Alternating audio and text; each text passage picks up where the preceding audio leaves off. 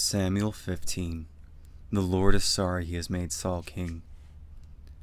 Samuel said to Saul, "The Lord sent me to anoint you as king over his people Israel. So listen to my message from him. The Lord who rules over all says, I will punish the Amalekites because of what they did to Israel. As the people of Israel came up out of Egypt, the Amalekites attacked them. Now go, attack the Amalekites, set everything apart that belongs to them. Set it apart to me in a special way to be destroyed. Do not spare the Amalekites. Put the men and women to death. Put the children and babies to death. Also kill the cattle, sheep, camels, and donkeys." So Saul brought his men together at Telaim. The total number was 200,000 soldiers on foot from Israel and 10,000 men from Judah. He went to the city of Amalek. He had some of his men hide and wait in the valley. Then Saul said to the Kenites, "You were kind to all the people of Israel when they came up out of Egypt. Get away from the Amalekites, then I won't have to destroy you along with them." So the Kenites moved away from the Amalekites. Saul attacked the Amalekites. He struck them down all the way from Havilah to Shur. Shur was near the eastern border of Egypt. He took Agag, the king of the Amalekites, alive. He and his men totally destroyed all of Agag's people with swords. But Saul and the army spared Agag. They spared the best of the sheep and cattle. They spared the fat calves and lambs. They spared everything that was valuable. They weren't willing to completely destroy any of those things, but they totally destroyed everything that was worthless and weak. Then the Lord gave Samuel a message. He said, "I am very sorry I have made Saul king. He has turned away from me. He has not done what I have directed him to do." When Samuel heard that, he was troubled. He cried out to the Lord during the whole night. Early the next morning Samuel got up. He went to see Saul, but Samuel was told, "Saul went to Carmel. There he set up a monument in his own honor. Now he has gone down to Gilgal." When Samuel got there, Saul said, "May the Lord bless you. I've done what he directed me to do." But Samuel said, "Then why do I hear the baaing of sheep? Why do I hear the mooing of cattle?" Saul answered, "The soldiers brought them from the Amalekites. They spared the best of the sheep and cattle. They did it to sacrifice them to the Lord your God. But we totally destroyed everything else." "Stop!" Samuel said to Saul. "Let me tell you what the Lord said to me last night." "Tell me," Saul replied.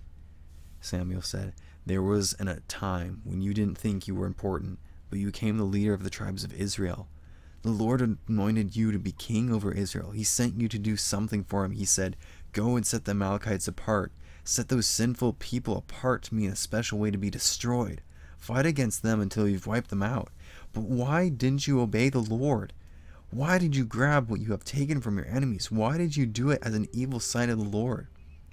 "But I did obey the Lord," Saul said. "I went to do what he sent me to do. I totally destroyed the Amalekites. I brought Agag, their king. The soldiers took sheep and cattle from what had been taken from their enemies. They took the best of what they had been set apart to God. They wanted to sacrifice to the Lord your God at Gilgal." But Samuel replied, "What pleases the Lord more, burnt offerings and sacrifices, or obeying him? It is better to obey than to offer a sacrifice. It is better to do what he says than to offer the fat of rams. Refusing to obey him is as sinful as using evil magic. Being proud is as evil as worshiping statues of gods. You have refused to do what the Lord told you to do. So he refused to have you as king." Then Saul said to Samuel, "I have sinned.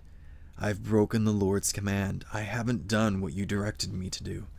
I was afraid of the people, so I did what they said I should do. Now I beg of you, forgive my sin. Come back into town with me so I can worship the Lord."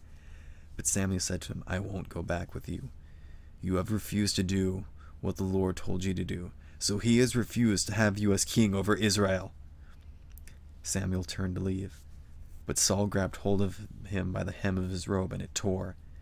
Samuel said to Saul, "The Lord has torn the kingdom of Israel away from you today. He has given it to one of your neighbors. He has given it to someone who is better than you. The one who is the glory of Israel does not lie. He doesn't change his mind. That's because he isn't a mere man. If he were, he might change his mind." Saul replied, "I have sinned, but please honor me in front of the elders of my people and in front of Israel. Come back with me so I can worship the Lord your God." So Samuel went back with Saul, and Saul worshipped the Lord. Then Samuel said, "Bring me Agag, the king of the Amalekites." Agag wasn't afraid when he came to Samuel. He thought, "The time for me to be put to death must have passed by now." But Samuel said, "Your swords have killed the children of other women, so the children of your mother will be killed." Samuel put Agag to death at Gilgal in the sight of the Lord. Then Samuel left to go to Ramah, but Saul went up to his home in Gibeah of Saul. Until the day Samuel died, he didn't go to see Saul again. Samuel was filled with sorrow because of Saul, and the Lord was very sorry he had made Saul king over Israel.